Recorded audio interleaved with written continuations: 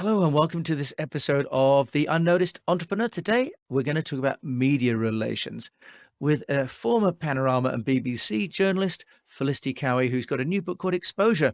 Felicity, welcome to the show. Hi, Jim. Thanks very much for having me on the show. It's my pleasure.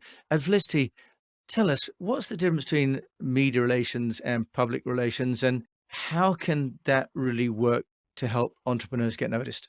It's a really good question to ask because I know I stopped being a journalist around about 10 years ago and I went to then work with clients to help them get media coverage, to help entrepreneurs and other big businesses get work with journalists. And I know from that side of things, there's an awful lot of confusion around what's media relations, what's public relations, what's marketing, what's communications. Of course, all these things do overlap, but the really fundamental difference between media relations and all of these other activities is that when you do media relations, which is really a process for working with journalists to get unpaid news coverage, your key audience is the journalists themselves. And what I mean by that is obviously when people go into working with journalists, it's because they want exposure, they want media coverage, they want great headlines about their business because they want those headlines to interest and attract the public that they want to reach, whether that's more customers, talent, investors, the general public, whatever, however public is defined. But unlike when you put content on your own social media channels or your own events or whatever, when you're doing media relations, your audience, you're not speaking directly to the public, you're speaking to journalists and you're hoping that they are going to relay what you say to the public that you want them to talk to. Journalists are under absolutely no obligation to do what you ask. You don't have any rights to look at their material before they publish it. They don't really have any obligations to correct any mistakes they make. And even if they have intentions to do it, it can often get lost in the mix of them now working on the next story. So it's really important to understand the whole benefit of media relations, which is really this independent third party endorsement, this sort of turbocharged testimonial that your business out of all of these other businesses in your space is the one that the Financial Times has chosen to feature or whatever, and everything that kudos you get from that. But the risk against it is you have no control over what they do, or at least you have bits of control at the beginning of the process about what you put out there, but how the journalist uses it, how they feel the public will want to know about it, that can be very different from your business. So, Felicity, that's really good definition to see the difference. So, just tell us though, how can a company get the journalist to be interested? Because from what I understand, they have so many pitches coming in every day that it's quite a competition. What makes a good pitch and how does the journalist decide? Yeah, it is difficult to get things placed. And just because you want something and you've got a great story and it's of interest to your immediate world, none of that's not valid. But that's just not the same for journalists. So the first thing that you really need to do is, well, I suppose to be honest, is have a bit of a reality check with yourself. There are not agencies out there who can deliver things that are undeliverable. So putting that pressure on them and asking them to do stuff that they can't get for you is not, it's not going to work. So you need to do the legwork yourself at first before you get involved with, getting other people to help you, and get really realistic about which media outlets are likely to be interested in you in the first place and what you have to say. There's no harm in taking a punt and trying it. I mean, I myself am promoting my own book at the moment, and I've sort of tried various sort of things to see, well, I don't know. I've never been the subject of my own PR or media relations before. So it's interesting the journalist saying not for us, or somebody saying, oh yeah, we like this. That's going to happen a bit. And you have to respect the fact that they know their own audiences, they know their own public and who that they are writing for. So you can prepare yourself so far in that way. But the other thing to do is to make yourself to be very clear about who you are as a business. So when I worked for the BBC, I worked on their planning desk, and it was my job to find stories. And I also then worked at Panorama. It was my job to find investigations. So I was actively looking for material, but I would tend to kind of scroll down the press release or the email, and I'd look at the sort of information that the person had sent about what their business was, who they were, and how they described themselves as a source of information. These things are sometimes called boilerplates in journalist land or marketing land. And they're usually a sort of a description. This would be about us, the description of your business. It's really important to get that right. And it's very overlooked. And in large organizations, because of the sort of politics of deciding what you are in a few words is quite complicated, you can end up having these things being sort of hundreds of words long. But for journalists, you have to think about, they want to see a source that knows itself, knows exactly what it does, that knows how to talk about it, those 50, I advise doing it in about 50 words. They really communicate a lot about your business. So you want to put some effort into that and thinking about the outlets you want to approach before you think about what the story is that you want to tell. To be really honest, although stories get a lot of publicity as being the kind of the tool, they are really important, but it isn't difficult to think of great stories and to get quite carried away with them. It is hard to do legwork, to get agreement from key people in your business about this is who we want to be portrayed as in the media. If we get massive coverage, if they describe us in these 50 words, is that okay? Because it's terrible to get media coverage for something you don't do, especially if you're an entrepreneur and you're starting out and you want to get your differentiator out there. So that, and having a good think about what outlets will media outlets. So what I mean by that is it could be print or online or broadcast or whatever. What will impress the people that you are trying to communicate with via this medium, if you see what I mean? So if you know that you want to get some top talent, think about what kind of press or outlets that top talent will be really impressed by and try and aim for them, because it's likely that they will be relevant to what you're trying to do as well. So, Felicity, let's say you understand who the audience is you want to go for, so you've chosen the media outlet. What should be included in the pitch? You've talked about the boilerplate, agreed, but how do you get the journalist to buy into your story for you to be the trusted source versus other people that are approaching them? I think it's having that sort of 50 words very clear about yourself. So the first thing that they think is it sort of calms them down a bit and they think, yeah, okay, I can trust this source. Also, journalists don't work on their own. They have to repitch all the time. So you want to think about when you pitch to a journalist, it's almost like handing them a baton. You need to make it as easy for them as possible to sort of pass this baton around. So when I worked at the BBC, of course, it's a massive organization, but I would have to go to at least 2 news meetings in a shift. I would need to justify why I thought a story was a good story and why I thought the source for the story should be included in the story. And it's a shame that people pitch a great story and the journalists go, yeah, we know exactly who is a great commentator on that, and use somebody that they've already knows works well for them. So you need to think about that a lot, that pitching is not about wowing one person with a sort of an amazing headline and a story. It's about what's going to travel well. And this is why people focus on, what's the key thing you want to get across. If it's helpful, I have in this book that I've just written, I have this analogy which I use with clients, which is if you're from the UK or if you visited London, you might be familiar with something called Speaker's Corner in Hyde Park. And it's a place that goes back to, oh God, I don't know, olden times. I'm not quite sure. Before you But and me, in before you and essence, me, Felicia, yeah, yeah. no, no, it's really a really long time. But it's been around for ages. It's basically a sort of a piece of land in Hyde Park. And on a Sunday, you can take a soapbox, this is where the saying came from, I think, or a box, stand on it and just shout out your kind of version of things. And in the middle of, there'll be lots of people doing this, and there's a crowd in the middle gravitating towards the speakers that they're most interested in. And I use this analogy quite a lot to help people understand about pitching to journalists, because you need to think that the journalist is almost the person on the box who's got to kind of stand in a news meeting and, get attention for your story. So if I was about to get up on a box in Hyde Park Corner and speak about your business, what would you say to me before I got on that box? You're not going to give me some really convoluted and complicated thing because I won't remember it. You're going to be quite snappy about what you want me to say. And also, if you think about that kind of melee of people and noise and voices and everything, like what's going to what do you want to actually say more than anything else? It's that noisy, even inside news organizations.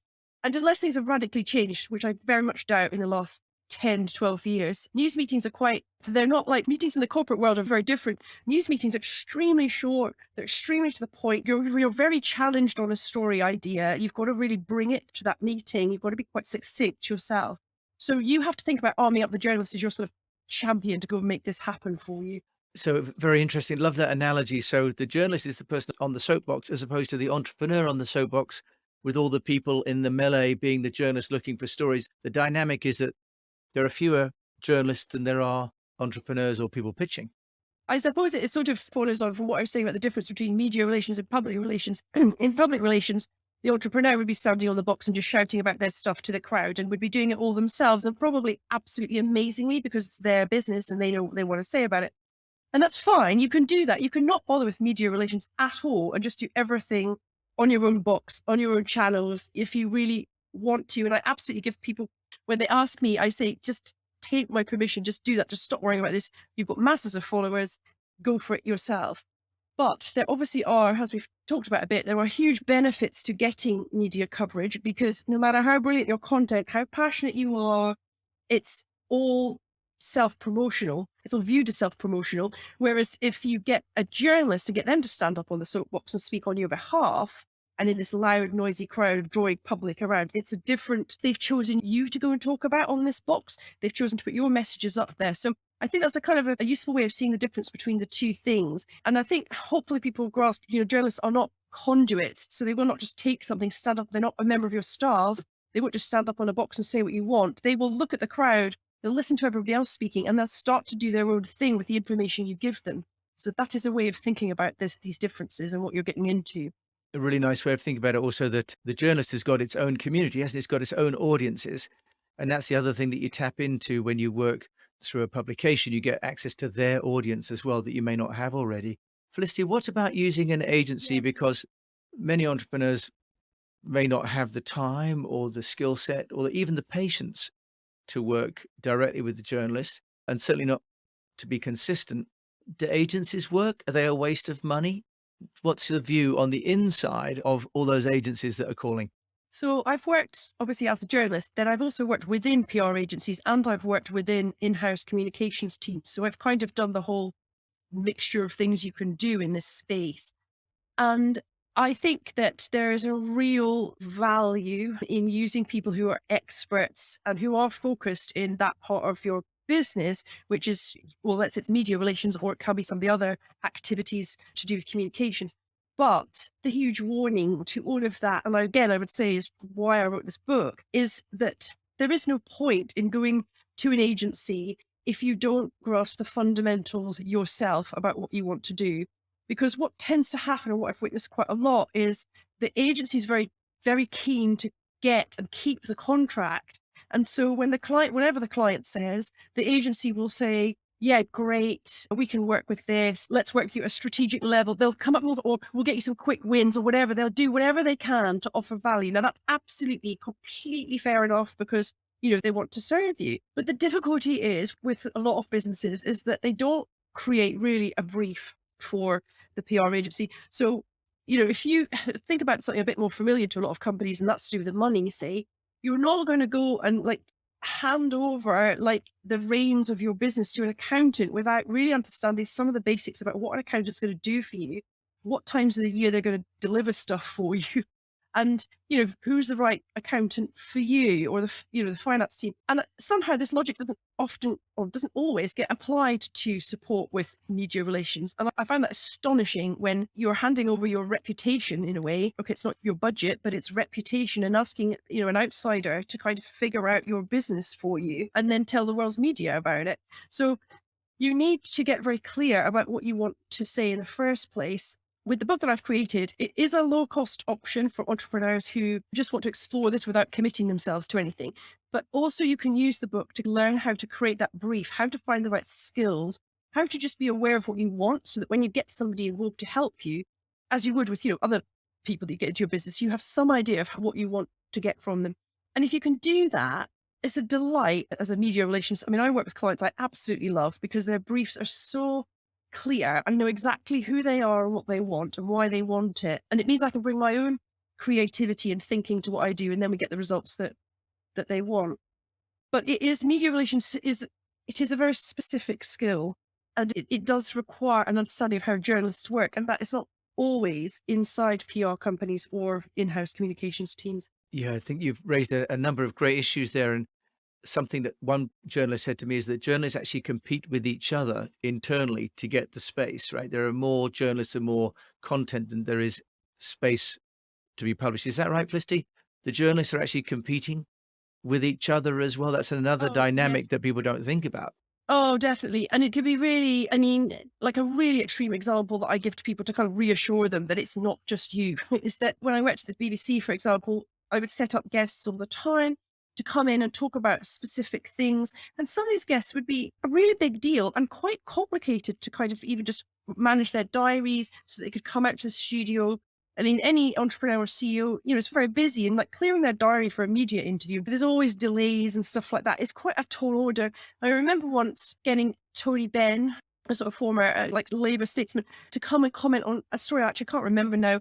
And we just did all this stuff, and he came in and he was waiting in the green room and all this stuff.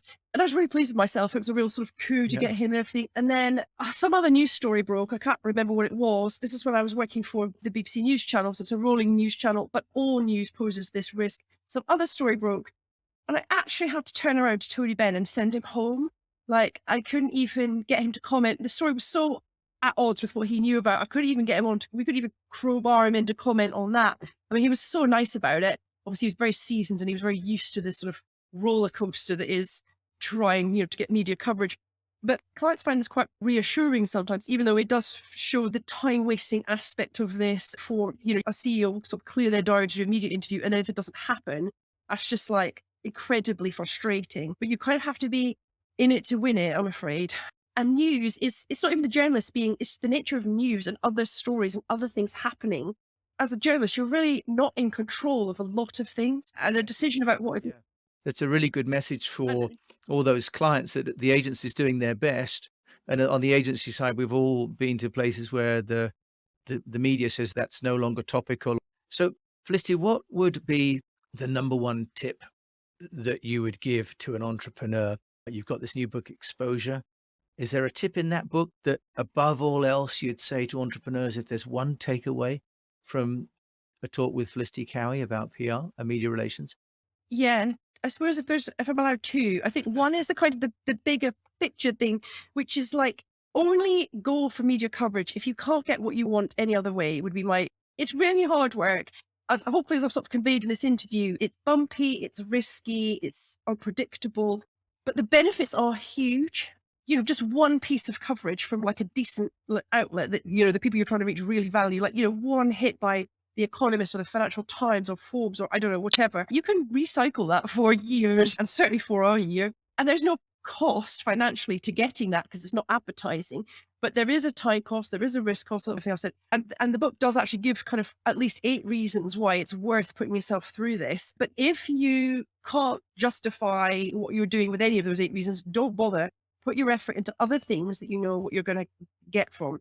But if you do decide it's worth it, then my other tip is a quick one. Is like, absolutely do not go near a journalist until you've created a press release about your story. Now that might sound really obvious, but all this stuff about chats and pitches and emails and phone calls and messenger things and all this, what you want is to have an actual press release which really clearly sets out your story, has this about us, this boilerplate about who you are as a source really embedded at the bottom. Because as we've explained in this conversation, there's a lot of pitching and repitching goes on. I mean, I know it used to be infuriating, and I find both sides of the fence. Like, you'll pitch a story and then the shift changes and everything, and it's almost like you have to pitch about 7 times, like, just to get the story to move as an outsider. You want to have this press release, you want to have this map of what your story is. The only part of the process where you really have any control at all, which is what you've decided to put out to the journalists. Very, very busy journalists and very small publications. If you write this thing well enough, they will quite often cut and paste it, or at least cut and paste the section where you describe your own business. And effectively, you've now got exactly your own words, but out in this, bigger, sort of amplified, and with this endorsement from journalists. So the investment, if you're going to do this, think about whether it's worth it. And if you do, then make sure you write a press release simply being a document, maybe one side of A4, the length isn't strict, which sets out what your story is with a headline, has this boilerplate thing. And yeah, in the book, it does have a template of how to do all of that. Journalists are taught what to look for in press releases. So it sort of incorporates what journalists are actually looking for, and it gives you a kind of way of putting this together. But yes, don't attempt to do media relations without a press release. Because I suppose the last is it helps you test the whole story yourself.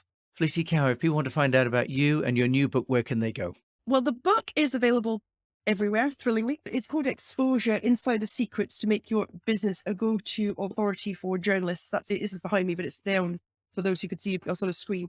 I know some of you are listening instead. So yeah, it's available to Amazon, any bookshops globally. But I also have a website, which is www.themediarelationscoach.com. And that has stuff about the book on it. It also has a blog and some free information. And if you want to hear me talk or come to workshops, things like that, I try and put everything on there. So it's a sort of a site for resources as well. So it's www.themediarelationscoach.com. Felicity Cowie joining me actually from just down the road in Bristol. Thank you so much for joining me. And it's a huge subject. We managed to cram it longer than the normal show, but I know it's going to be worth it. Thank you for joining me on the Unnoticed Entrepreneur Show today. Yeah, thank you so much. It's been my pleasure. You've been listening to Felicity Cowie. This is Jim James with the Unnoticed Entrepreneur Show. Thank you again for listening to this episode of the Unnoticed Entrepreneur.